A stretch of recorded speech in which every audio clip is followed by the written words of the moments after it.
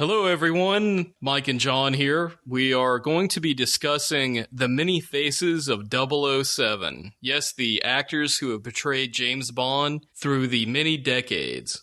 Miss Honey and Miss Galore have James Bond back for more. And here he comes, the one, the only 007. You'll love him face to face with his two deadliest enemies, Goldfinger and Dr. No. Okay, John. Well, I guess, where do we start? Sean Connery, or what do you think? I guess the beginning, the first. Are you talking about Barry Nelson? Barry Nelson. Oh, jeez. Do we have to? I admit I'm not the biggest James Bond fan, James Bond lover as you. Yeah, another one of my childhood heroes, James Bond. Barry Nelson portrayed the character first, Barry Nelson being an American actor, interestingly enough. I guess we could talk about Ian Fleming and maybe some of the actors that he initially had in mind, maybe for when they decided that Mr. Bond was going to go to the cinema and be on the big screen.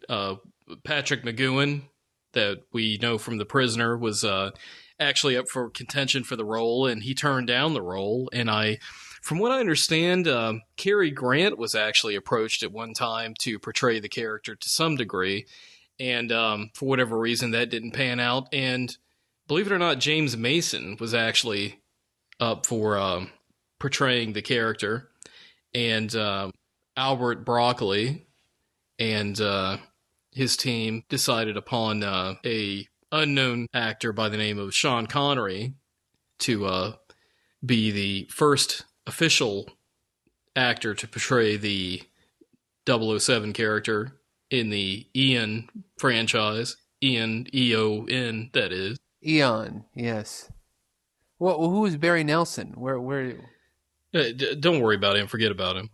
Yeah, he's not considered sorry, Barry, but Barry's not really. He's not official canon, as they will. Oh, what did he? What show did? Was he in a film? Or I'm sorry, I'm showing my ignorance here of stupidity. I'm sorry. You know, I don't know. He was on Love America Style or something. One of these old TV shows. He had the bouffant hair, and he was Jimmy Bond actually in the original version of Casino Royale, which was like one of those special production sort of theater. What was it, the old shows they used to have where it was something theater showcase, and they would have some mystery movie on back in the late 50s. It was one of those sort of things. And what they did was they adapted Casino. This was a television. Yeah, it was a television movie. They adapted Casino Royale, and Peter Lorre was in it and played Le Chiffre, who was the main bad guy. Okay. It's best left forgotten. It's really a piece of shit. It's horrible. It's terrible. It's it's just schlocky. It's really just let it lie. So it starts with Dr. No. Starts with Dr. No. That's the series as I really was kind of envisioning us discussing, because Barry Nelson, he and Philemon with Joe Franklin, they're just, I don't even know. I'm sorry, Barry, but you don't really show up on the radar as far as the Bond actors are concerned. No one gives. Sorry. Okay. So Sean Connery, we're not going to get into this whole biography of all these people or anything. Yeah, we give them the highlights here. Yeah. Sean Connery, obviously, he's the peak of the Bond actors. Everyone, the golden age, so to speak. Everyone talks about how Sean Connery's the man. He's the guy and everything, and rightly so. Connery laid kind of the groundwork for the basic mannerisms of the character. His sort of the womanizing, the sort of arrogance, the sort of brute force, all this kind of mixed into one, as far as his persona in the role. And I'm going to go through this kind of quickly, and we'll probably kind of jump around when we're talking about different actors. After Connery initially decided to retire, there was an actor named George Lazenby, who was an Australian model for ads. And the producers of the Bond series saw Mr. Lazenby in a commercial, I believe, for chocolates, and thought that he had the look for Bond. And I got to tell you, And he only did one movie, right? he did On Her Majesty's Secret Service, and getting to that, what I was going to say was, I got to tell you, I think that is, if not my favorite Bond film, I think that it is certainly up there in the top 2 or 3. Really? It is an epic Bond film, and I have not seen a Bond film that had that sort of epic scale to it for many years until the 2006 Casino Royale. That particular adaptation came out. People talk about Goldfinger and other entries into the series as being the classics.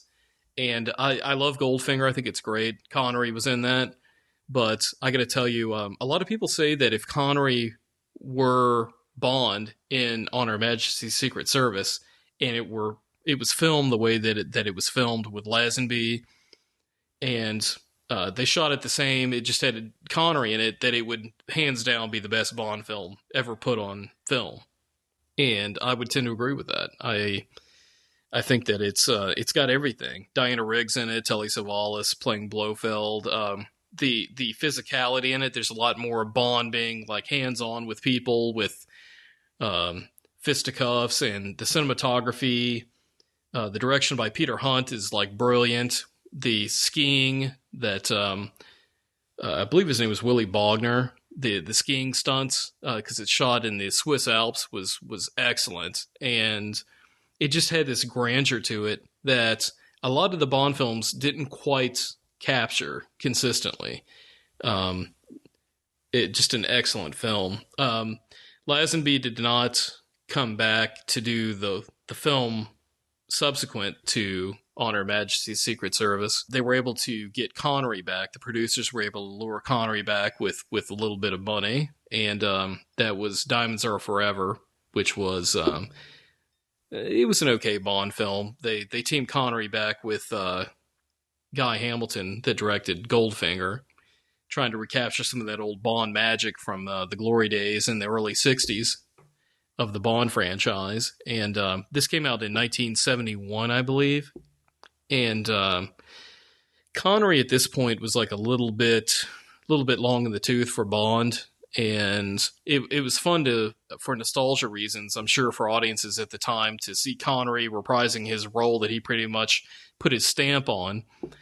But, it was kind of one of those middle of the road sort of films where I personally like it. I remember I tended to watch that around Christmas time pretty frequently for one reason or another, and I always really enjoyed watching that, but probably more for nostalgia reasons. That leads us to Roger Moore. And so that Connery film wasn't a big hit. It was not very successful. Yeah, well, I think it was a hit. I mean, all the Bond films pretty much are hits, I guess you could say, because of the nature of what they are. But Connery kind of had that one-shot sort of comeback for that film. Yeah. And then he came back again. Yeah, and I guess maybe, but anyway, I apologize. I'm probably remiss in really like kind of going categorically through this. But yeah, I know. We're just jumping around. Yeah. Connery did, I believe, let's see, it was Dr. No, From Russia with Love, in sequential order, by the way. Yeah. Dr. No, From Russia with Love, Goldfinger, Thunderball, You Only Live Twice. Then that's when he stepped back. And then for the sixth film was the Lazenby entry, On Her Majesty's Secret Service. Then Lazenby stepped out, and Connery came back for the next film, which is Diamonds Are Forever. Yeah. So after Diamonds is Live and Let Die. And probably my favorite. Was really the only one I've really seen, to be quite honest. The great McCartney Wings. Yeah, great. Probably one of the most famous Bond themes. I think View to a Kill, though, that theme song's really cool. Probably my favorite. Yeah. Dancing in the Fire. A View to a Kill. Yeah. The Duran Duran. Duran. Yes, I'm sorry, I'm derailing you. So in the '70s, the Bond of the '70s was Roger Moore, pretty much. Yeah. Now, Moore's tenure ran from, I think I would say 73, if I'm not mistaken. I think 73 was when Live and Let Die, rather, came out. And Moore followed that with Man with a Golden Gun, then The Spy Who Loved Me, then Moonraker, then For Your Eyes Only, then Octopussy, and then A View to a Kill. And A View to a Kill was, I believe that was 85. Yeah. So he basically had, a pretty good run there with... Probably the longest run, I guess. Yeah. With Tom playing Baker Bond. Well, yeah, I know. I was thinking that too, actually. That he was the Tom Baker of the Bond franchise. Yeah. Tom Baker meaning a little Doctor Who injection there.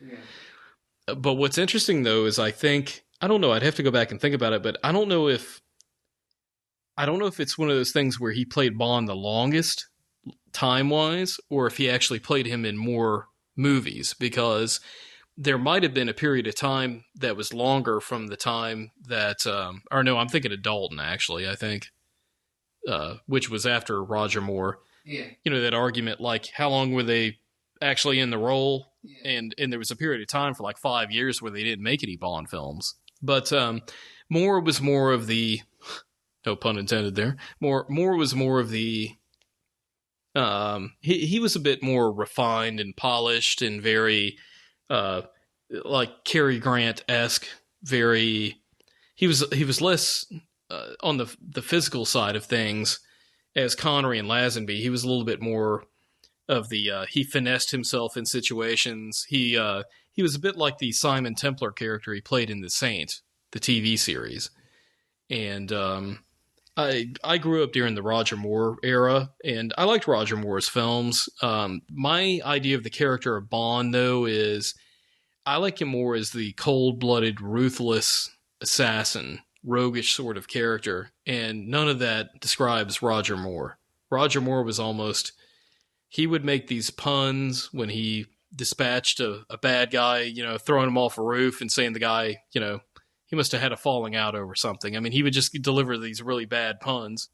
Moore's kind of like, even though he was very popular, he's kind of like, I don't know if I'd say he's kind of the black sheep of the whole series, but Moore doesn't really get as much fanfare.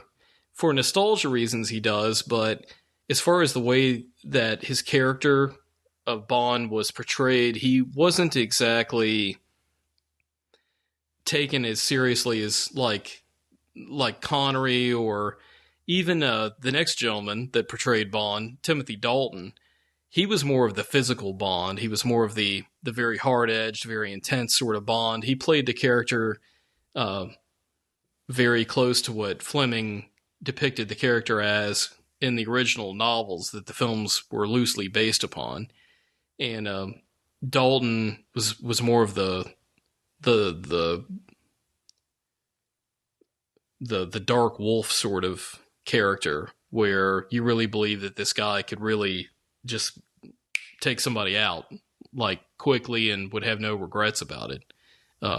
Very brooding, very serious sort of guy that was in complete contrast to Roger Moore's depiction of the character of Bond, who was like this international playboy sort of character, is the way Moore portrayed him.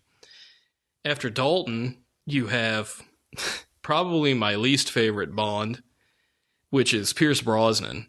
And Pierce came on in, I think it was 1995, was when GoldenEye came out, which was his first film. Before we move along, I guess I should say Timothy Dalton portrayed Bond in 2 movies. License to Kill, which was the second film, and his initial outing was in The Living Daylights. Living Daylights with Aha. Aha. Aha, from Take On Me fame. Yes, they did the soundtrack. They did the theme song. And The Living Daylights was a very good Bond film, and I find myself kind of in opposition to a lot of the Bond fans in that I love Timothy Dalton's portrayal of Bond. Those 2 films, of course, maybe it was at the time those films were out, I was at a very formative age where it was like 14, and you're really you tend to develop nostalgic memories based around those particular years of your life. And Dalton was sort of the Bond that was there when I was really like 14 or 15. So I tend to really have memories of that particular time. And License to Kill was more of a unique sort of Bond story that Dalton was in, where Bond went renegade. It was like the revenge film where Bond, he didn't really have a mission per se as much as he was just out to exact revenge on the baddies doing wrong to his friend, and he was just out for bloodlust. And I like that because I think that's Bond. I mean, that's how you see this guy.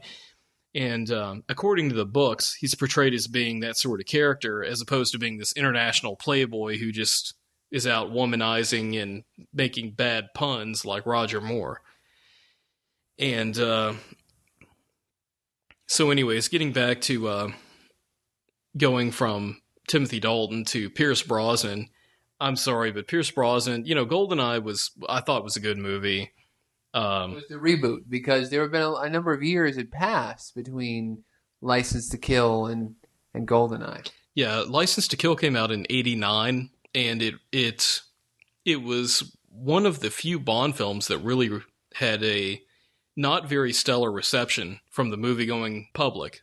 I think primarily that had to do with the fact that although it's a Bond film and it was a event in so much as what the Bond films are to the movie-going public, or they were at the time, you had that coming out over the summer that was basically vying for the movie-going public's dollars, along with films such as Batman, the Tim Burton film, Indiana Jones and the Last Crusade, the sequel to the Lethal Weapon film, which was popular at the time, that franchise.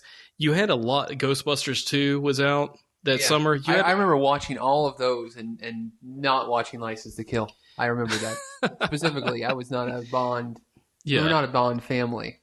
I showed up to every movie. But, okay. Yes. Well, good for you. And I've got a lot of memories of those films, specific ones. I mean, I don't want to go off on a tangent here, but I remember. Except Bond. What's that? Me too. All those movies except License to Kill. Oh, okay.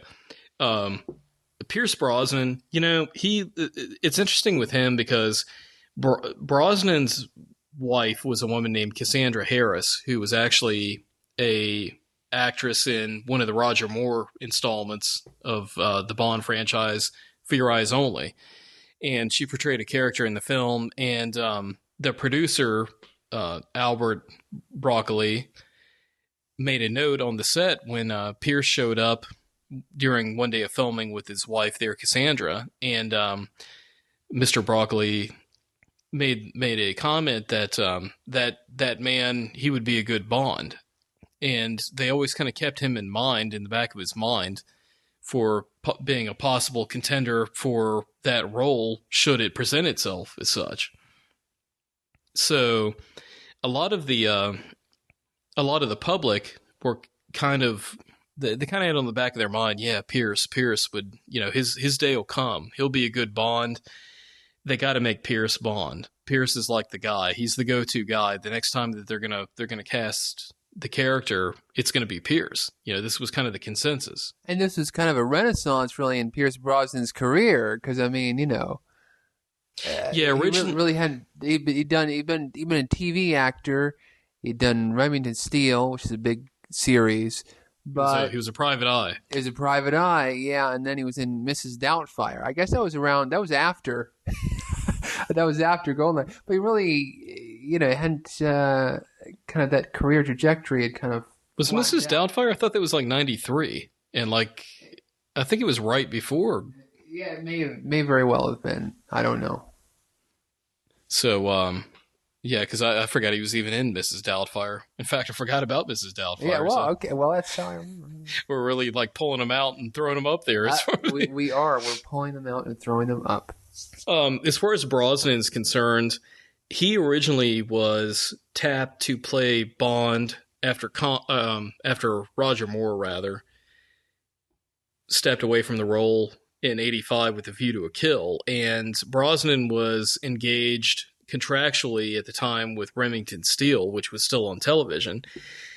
And if I'm not mistaken, I believe he wanted to play the role, and the producers of Remington Steele would not let him out of the contract, even though they believed that the show was going to be canceled, or it was the last season of the show, something like that. Yeah, it was one of those cliches of the television actor, big one to go do movies, and he's in the contract, and whole Dukes of Hazzard thing, John Schneider. Oh, I thought you meant Pierce might have been on Dukes of Hazzard or something at one time. Which one was he going to be, Bo or Luke Duke? I don't know, but there was a lot of things with TV actors at that time. TV was still huge and monolithic, and all the TV actors wanted to do film and what have you. I don't know. Yeah, like Caruso, David. Well, I was thinking about David Caruso, and it didn't go as well. It didn't have a Pierce Brosnan moment there. Yeah, now Caruso's made quite a bit of bank by. Although the residuals from Jade. Yeah. I was thinking more of he's made a brilliant Kiss career. Me Deadly. Yeah, I got to tip my hat to him. To Kiss of Death. Kiss of Death. I'm sorry. Oh, we could do a whole show on Caruso. Kiss of Death, man. Fab. Just he's perfected making a career out of staring at the floor and mumbling under his breath. I think they need to get sunglasses on and off. Yeah, they need to get him and Edward James Olmos in a movie together, and like they need to have subtitles where you can understand what the hell they're saying. Perhaps. Anyways, we're digressing quite a bit, but Brosnan again, was kind of tapped to be the go-to Bond after Moore, and what ended up happening was because of the little, as John said, what was going on there with that whole situation between the TV show and the film and everything, that the producers of the Bond franchise ended up passing over him and casting Timothy Dalton. I remember he was in Brenda Starr. He was in a lot of smaller movies. He was kind of coming up again. He was kind of in TV. He started in TV and stuff, kind of like a Pierce Brosnan. And he was more on English sorts of. Yeah. He was in the UK on a lot of things. Yeah. But again, I don't know. No, he was actually a Shakespearean actor. He did a lot of stage work. Yeah. Okay. So I think he was in like The Lion in Winter is where they found him. But man, Pierce Brosnan. A lot of people like Brosnan as far as Bond, is what we're commenting on, but. Those movies, Bond as depicted by Pierce Brosnan, he just always seemed like some sort of Ivy League pretty boy that was just like, don't hit me in the face because I don't want you to mess up my hair sort of type characterization of Bond. And that never really sat well with me. I mean, GoldenEye, I thought was, pretty solid sort of entry in the franchise. And then the next film, Tomorrow Never Dies, was kind of like, let's just see what kind of shit we can blow up and throw at the screen. And there wasn't really much of a story there. And then the next film, The World Is Not Enough, I think did a little bit better a job of trying to inject some storyline into it. And then, the Die Another Day, Brosnan's fourth film in the Bond series of his tenure, that just really sucked. It was just a piece of total shit. Why? I mean... It was just all like they had Halle Berry in it, and it was like it's like Bond doing the Ursula Andress reveal from the ocean, sort of. Yeah, except it sucked at this point. Yeah, and I mean Brosnan, to me, his stories, maybe it was the writing, but his Bond was like leaning a little bit more towards like the Roger Moore school of Bond characterization, where he just seemed like a bit of a kind of a cliche already, a self-cliche by the time he got to like his third film, where the Bond series was really at that point not distinct from any other action film at the time. It was just like, this guy's just got an English accent and womanized and wore tuxedos. That was the only thing that differentiated him from whatever film Nicolas Cage was in blowing up, or whatever film Bruce Willis was in shooting people or whatever. I mean, it was just like, okay, well, this is a Bond film. Just you're like, okay, well, I'm watching a Bond film. I wouldn't have known that unless somebody told me that. So I think they really kind of devolved the whole Bond experience during Brosnan's tenure. And Die Another Day, the CGI in that, and the complete ridiculousness of like some of the stuff that happens in that film. Now, I mean, I understand that there's a suspension of disbelief with some of these films, but if you look at Die Another Day and then you go back to like From Russia with Love, the second film that Sean Connery did, you're like, oh my God, this series has devolved so badly, because I mean, it went from being like a well-written, cohesive espionage action piece to Die Another Day is just like, let's just have the most random like garbage happen. It's like Michael Bay directed a Bond film. It just didn't fit. And thankfully, they decided to shelve the Bond franchise for, I think that film came out like in 2000, and Die Another Day I think came out like in 2000 and what was it, 2002, 2003, something like that. Who cares? It's not even worth checking. Yeah, the movie sucks. Don't waste any time looking at it. All right. And then,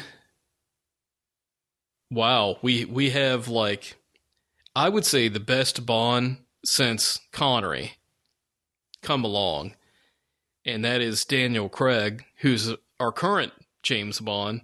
Yes. Starring in Casino Royale. And I will tell you, Casino Royale, I believe I would put up there in the top 3 with Goldfinger and On Her Majesty's Secret Service. Casino Royale was, that really was a reboot, but it honored the people who were fans of Bond through the years. And of course, the Bond films never really stayed within a particular timeline. They all kind of self-existed or existed during a particular actor's tenure in the role. There was no real, like the character never really aged. It was just kind of like, here you're presented with another Bond installment and you just kind of take it at face value, whoever's playing Bond. Casino Royale, Daniel Craig's depiction of Bond in that film was excellent. This goes back to, it basically introduces you to Bond before he's the Bond that you are aware of. The Bond that you've come to know is kind of like the suave, debonair sort of guy that could easily shoot you and turn around and, be making out with you if you're a woman, like the next second, and, kill somebody with his other hand. And his characterization of Bond is, again, in contrast to how Brosnan portrayed the character. Craig's portrayal is more in lieu with like Sean Connery and Timothy Dalton and Lazenby, actually. And I remember I saw this film. I was excited about it. Now, people, upon hearing that Craig was going to be cast as Bond, number one, he wasn't a well-known actor at the time. He was kind of a character actor that showed up in a couple of things like Road to Perdition. He played a character in that, and he wasn't very well known. And he's not your typical polished looking actor. He's a very kind of ruggedly handsome looking guy rather than kind of a polished sort of Ivy League pretty boy like Pierce Brosnan appears.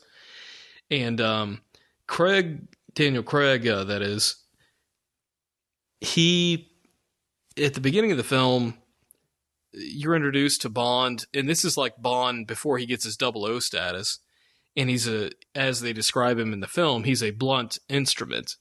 He's got no refinement, he's got no polish.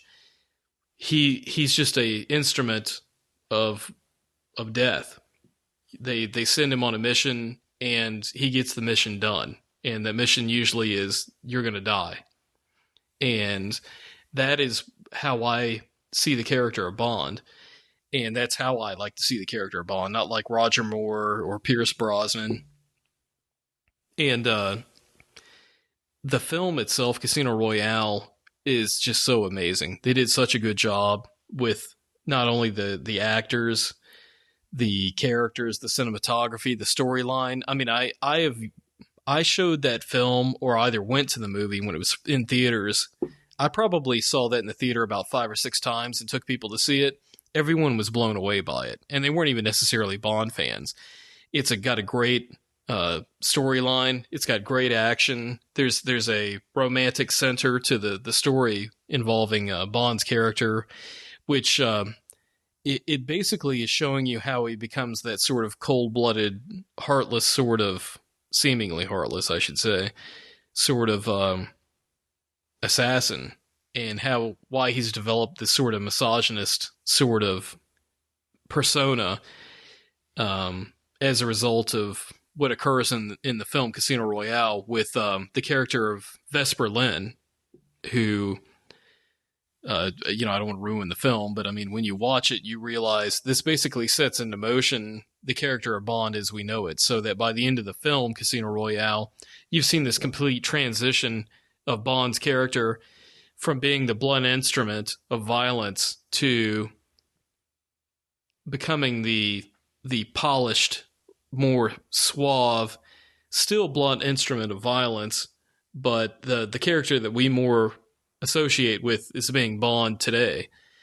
And the follow-up to Daniel Craig's film Casino Royale is Quantum of Solace, that picks up after the events that occurred in Casino Royale. And being a Bond fan, I mean, Quantum of Solace was all right. It wasn't like really anything to write home about, but the film itself was okay. I mean, there's not really too much to talk about with that. And currently, we have recently a release that basically stated that the third Daniel Craig installment in the Bond franchise, called Skyfall, is going to be coming out next year, I believe. Yeah, I don't know. It was really held up because of the perilous status of MGM and Eon, and didn't want to produce another film. They didn't know where they could get the money, or there's all kinds of chaotic behavior. So Skyfall is based on another Ian Fleming work. Is totally new. Totally new. Casino Royale, obviously, they went back. They had done a film called Casino Royale, as we discussed, that Barry Nelson adaptation. Yeah, there was the other one with Woody Allen. Yes, exactly. There was one that was done that had like Peter Sellers and Orson Welles was in it, and Woody Allen. Yeah, and Woody Allen. It was done as a comedy, and there's a whole thing going on with some of the Bond films that are not considered canon. And we can get into that in a second with one of them particularly. But finishing up with the official canon, the movie Skyfall basically is that's a new title. It wasn't in the original Fleming set of books. Quantum of Solace was actually a short story in the book For Your Eyes Only. It was a series of short stories, and I believe the only story that they have not, the only title that they have not used, which appeared in a novel, is one that showed up in the last book that Ian Fleming wrote. Was basically a put together collection of books that had Octopussy in it and had The Living Daylights in it. And these were short stories that were in a novel, as opposed to like he wrote like say Live and Let Die and Thunderball and Goldfinger. Those were complete books, complete novels. But the last book he wrote actually had Octopussy, The Living Daylights, and the story Property of the Lady. And Property of the Lady was kind of included in the book Octopussy. They kind of used Octopussy and Property of the Lady kind of combined with the storyline. It was about people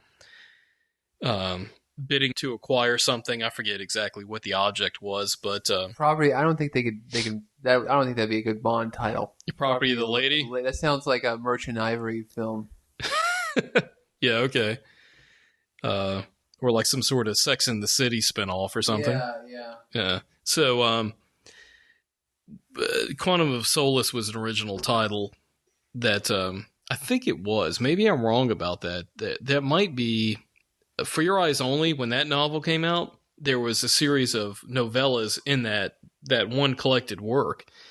And I think maybe Quantum of Solace was one of the novellas that was included in that particular collection. But I'm not sure. I'm kind of, now that I'm talking about it, leaning towards that being a very strong likelihood. But anyways, but I digress. The Skyfall is definitely, without a doubt, an original work. It's an original title, and Javier Bardem's been attached to this film, which I loved him in No Country for Old Men, one of the best characters of the decade in any film, and we need to do a show on No Country for Old Men. Well, we will. We will.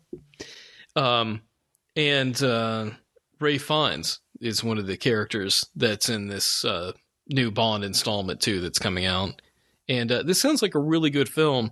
Usually the third films that each actor does, it's kind of like with Star Trek, like what is it, like every other film is always like the better one, like 2, 4, 6, that thing. Yeah. It's like that with the Bonds, where it's kind of like every third film is kind of like Goldfinger, and then the third film with Roger Moore was Spy Who Loved Me, which was like a big film, and you might be able to make an argument with the Pierce Brosnan series, but Pierce, so we don't really care. So okay, but Daniel Craig, if I guess wrapping this up, if I had to put them in order of I'm not going to sit here and be like, well, this actor's better than this actor. I'm just judging them on their portrayal of the character of Bond. I'm going to be a Bond, like hardcore obsessed Bond geek with this, and I'm going to tell you, if you're talking about how they portrayed the character of Bond and how the character of Bond is compared to how they pulled that off in their tenure, as well as how the character is reflected in the books, I would have to say that Connery would be up there. Daniel Craig would be up there also in that same atmosphere.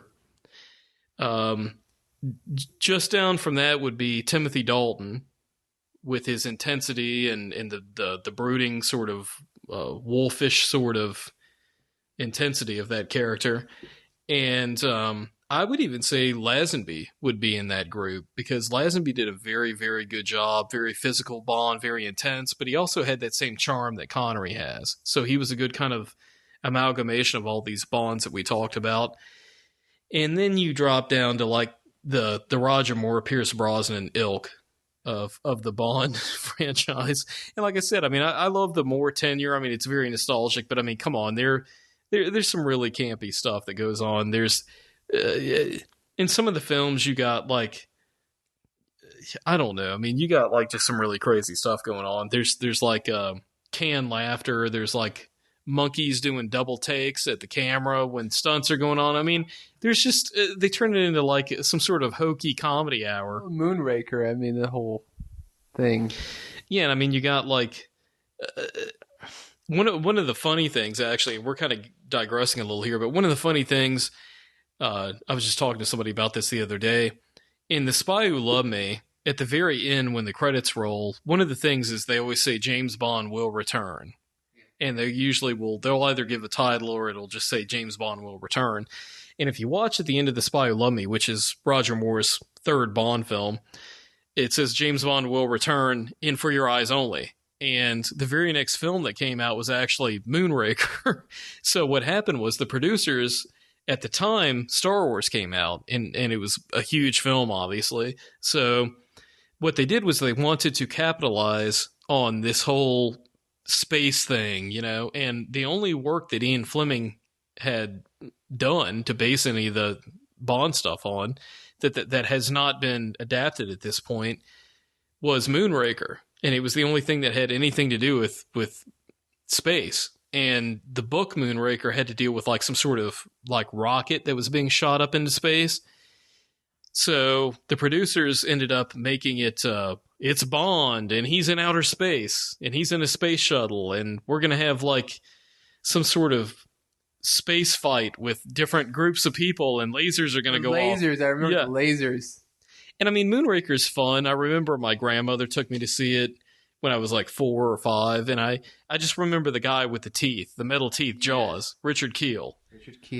And, but I mean, Bond was kind of a joke at that point. I mean, it was kind of like Roger Moore was just, it's like your womanizing uncle who's out there, like, hopping continents and being the international spy. Not really the character of Bond that's really my cup of tea, so to speak. So, oh, and the one thing we mentioned earlier, there have been a couple of times, Casino Royale we talked about, but there were a couple of times where there have been some unofficial releases as far as the Eon canon Bond series, the official canon. And one of them occurred with when Ian Fleming was writing the novel Thunderball. It was being optioned as a television movie at the time with a producer named Kevin McClory. And what occurred was they both kind of co-created this concept that became the storyline of Thunderball. And what subsequently occurred was the fourth film in the Bond franchise was Thunderball. And Kevin McClory had basically, on down the line, he had sued to retain rights to certain creative input that he had with the story that was Thunderball, because originally it was called like Operation Warhead or something. So what happened was that, and I might be a little bit wrong about some of the stuff. Yeah. No. I mean, and he didn't. So Kevin McClory didn't have anything to do with Thunderball, the theatrical film. No, not at all. But what happened was that later on down the line, as we talked about earlier in this segment, Sean Connery came back and reprised his role as Bond in the 1971 film Diamonds Are Forever. Well, at the time, he said that he would never play Bond again. And in 1983, he portrayed Bond again in a film called Never Say Never Again. And the story behind Never Say Never Again is it? I guess never say never if you're Sean Connery. And he said he was long in the tooth there. And in 71, how about 12 years later, 13 years later? Well, when I say long in the tooth, I mean, I guess at the time he had he wasn't kind of the lithe sort of, sort of Bond character as we all know from the original Bond films, 2 or 3 Bond films. He'd gotten a little bit more receding hairline, a little bit more paunchier. He just really wasn't pulling off that sort of character, but he was still Sean Connery, so we all kind of got a kick out of his portrayal. It was fun to see him again in the role. So what happened was with Never Say Never Again, Kevin McClory had been in court with Albert Broccoli, and the outcome of the court case had been that Fleming had retained some of the material, the creative input into the story Operation Warhead that it became Thunderball, and McClory had retained some also. There were certain things such as the creation of Spectre, which was the international terrorist organization that Bond was up against in the movie Thunderball, and the character of Ernst Stavro Blofeld, which is like the guy that we've all seen Mike Myers parody in the Austin Powers films, Dr. Evil, who's there petting the white cat. He's spoofing that character of Blofeld in those films. But McClory had retained some rights to some things. Fleming had retained some rights to some things. So what McClory did was he was not allowed to use. God, I'm trying to think of what exactly it was. There were some things he was not allowed to use, like they weren't allowed to use the signature opening sequence, the action opening sequence to the Bond films that are canon. Yeah, but he could use the character in a new film, basically. And it has that wonderful theme song, Never Say Never, Never, Never. It's great. Yeah, it sounds like something you'd hear on the Love Boat. Yeah, but some people love that Never Say Never Again. I don't know. What's your official take on it? I'm sure you'd of the movie? Yeah, I'm sure you're about to give it to me. But oh, yeah. I mean, I liked... it's more nostalgic. I mean, it's basically a remake of Thunderball, is what it is. I mean, you got... who is it? Ira Kirshner that directed Empire Strikes Back, directed it? Yeah, Irvin Kershner? Sorry, Ira Kirshner.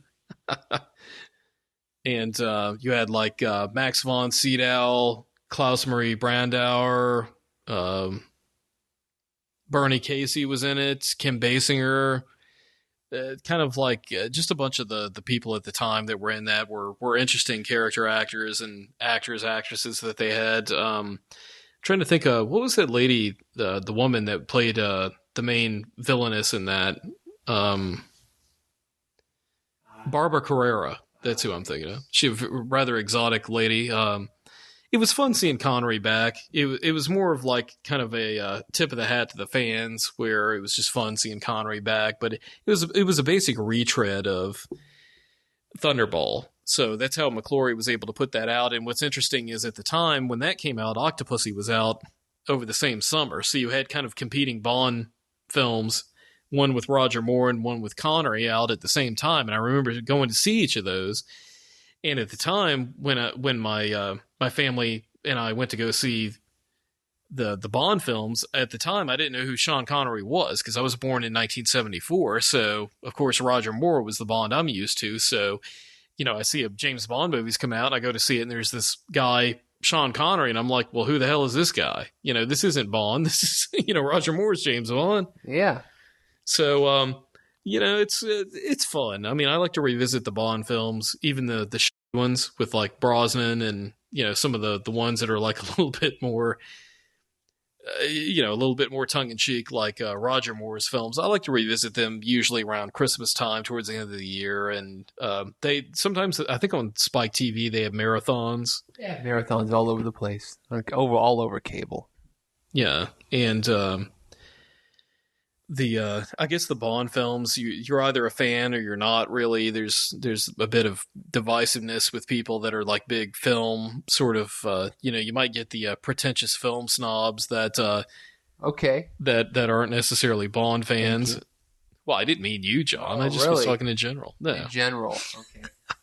All right. Well, you like the Bond films, right? I do. Oh, well, there you go. Did you see Casino Royale? No. Oh, really? That's a great film. You ought to see that. Okay, I will. What? So you saw Live and Let Die? Is that what you said? Yeah, I've seen that one. Oh, is that the one with all the afros and stuff? Yes. Okay, and Rick Baker was kicked off that movie. I don't know if you know this little factoid. Rick Baker was going to do special effects on that movie. He was kicked off. Yaphet Kotto got him fired or something. He didn't get his afro looking right or something. Yeah, yeah. And then Rick Baker went on to do Miss Jane Pittman. So another big black TV movie with Cicely Tyson. So he got his revenge. Interesting.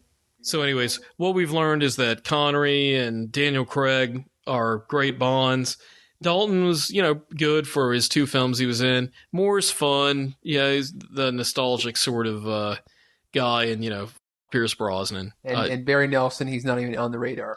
Yeah, he doesn't exist. Yeah, Barry Nelson, fuck you. Okay, thank you. Well, I guess that about sums up the show. Barry Nelson, blank you. And James Bond will return. Yes.